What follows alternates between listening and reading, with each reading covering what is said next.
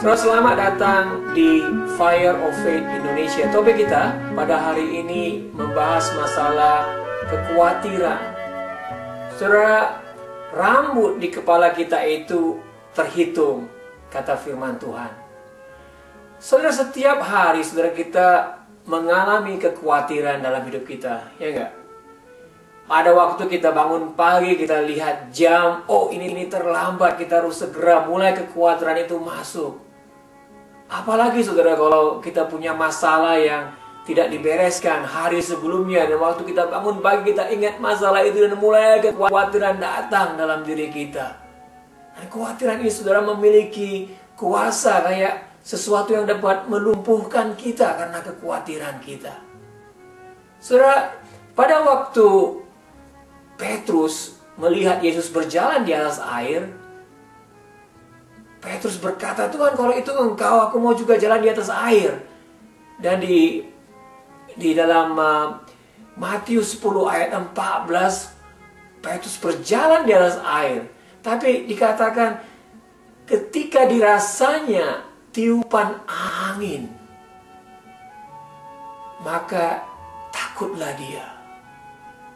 Ketika dia takut, dia mulai tenggelam. Dan kemudian dia berteriak, "Tuhan, selamatkan aku." Saudara, kekhawatiran seperti ini banyak menghambat rencana baik Tuhan bagi kehidupan kita.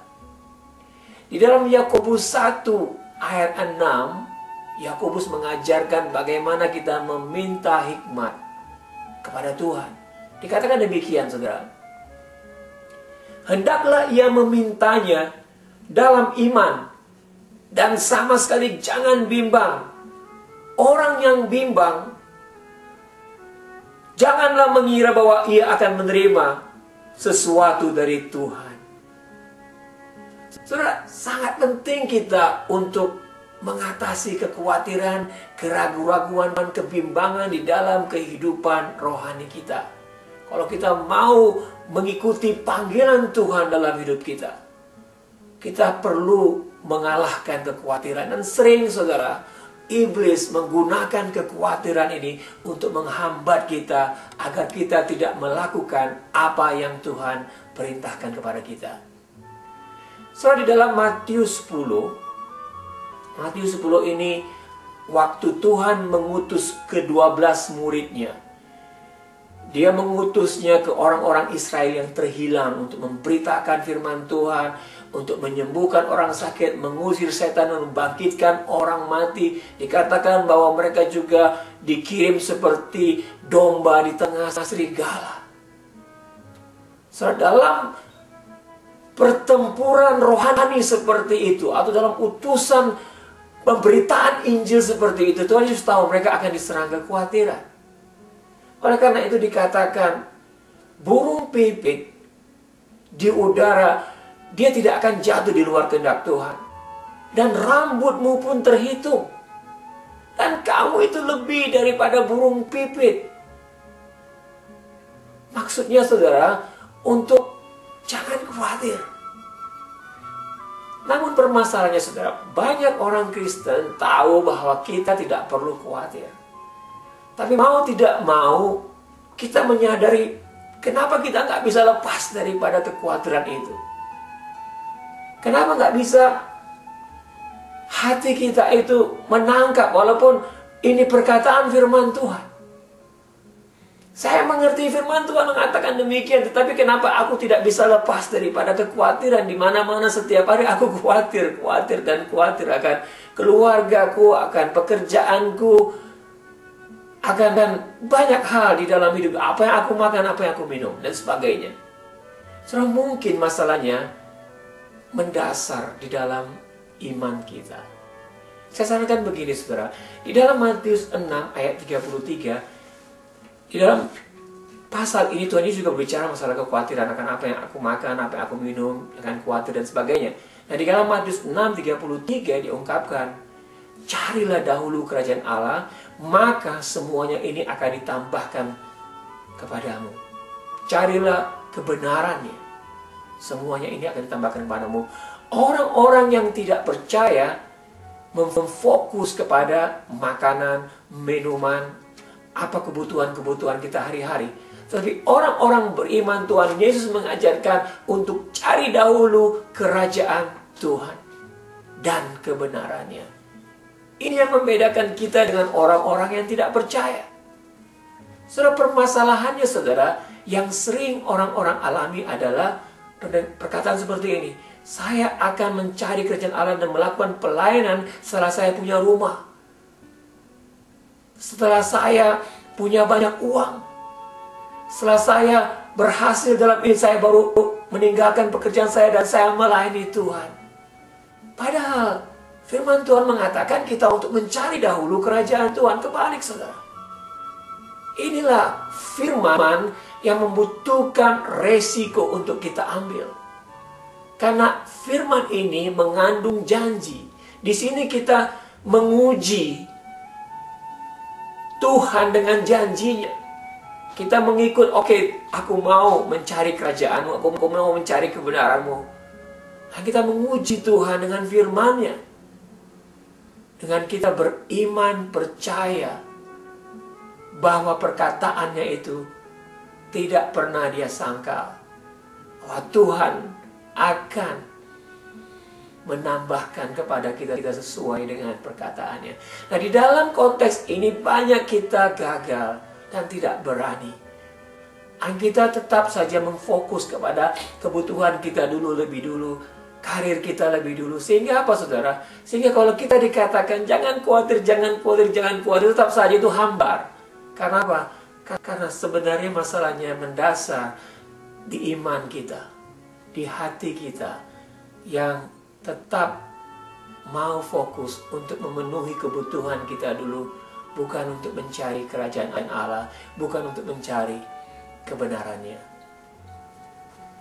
Saudara, Tuhan membawa kita fokus kepada Dia.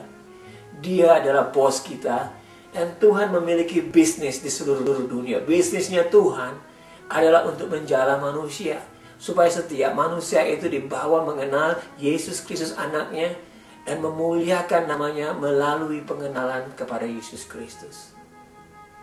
Dan ajakan Tuhan bagi saudara dan saya adalah untuk mencari Dia, mengikuti Dia. Saudara, ketika kita mengikuti Tuhan, ada resiko yang kita harus ambil. Tapi kita perlu untuk mengambilnya, yakni dengan menyerahkan diri kita kepada Tuhan. Pada waktu terakhir ini saya merenungkan firman Tuhan yang Yesus katakan, rambut di kepalamu terhitung. Saudara, ini menggambarkan siapakah Tuhan yang kita kenal melalui Yesus Kristus itu. Saudara tahu nggak? Rambut di kepala kita bisa terhitung. Pengetahuan seperti itu melebihi pengetahuan komputer.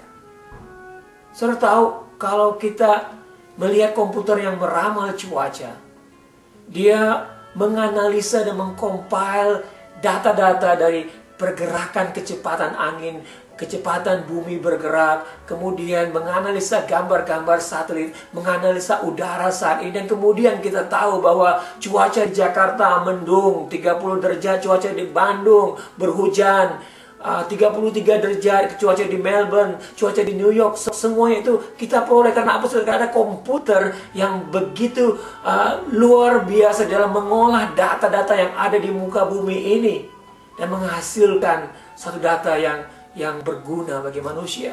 Nah, saya membayangkan saudara, kalau Tuhan Yesus menggambarkan bahwa Bapa di surga dia tahu burung pipit yang jatuh, tahu juga jumlah daripada rambut kita.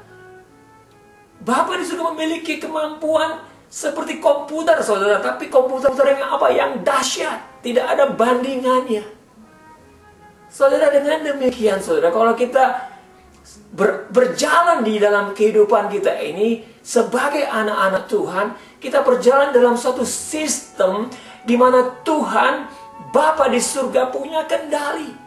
Dia tahu kapan rambut kita itu gugur.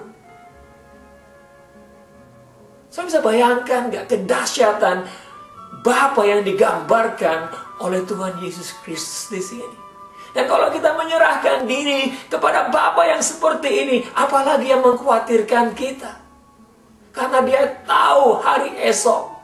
Dia tahu mengapa kita mengalami masalah-masalah yang susah dalam kehidupan kita pada masa lalu kita. Dia tahu saat ini apa yang menjadi pergumulan hati kita. Dan Dia tahu masa depan kita. Dan kepada Bapa yang seperti ini, saudara, Tuhan Yesus mengenalkan kita dan mengajak kita untuk mencari Dia. Mencari dulu kerajaan-Nya. Saudara, kita adalah anak-anak Bapa di surga. Selain Dia memiliki komputer yang seperti kemampuan komputer yang dahsyat, tapi Dia juga care bagi kita. Ini telah ditunjukkannya pada waktu kita masih berdosa. Dia telah mengirimkan anaknya Yesus Kristus untuk mengambil upah dosa kita di kayu salib dan membebaskan kita dari hukuman dosa. Bapa yang seperti ini, saudara, adalah Bapa yang dapat dipercayai. So, tidak perlu kita khawatir lagi. Asalkan, saudara, hati kita mencari Bapa, mencari kerajaannya lebih dahulu, mencari kemuliaannya.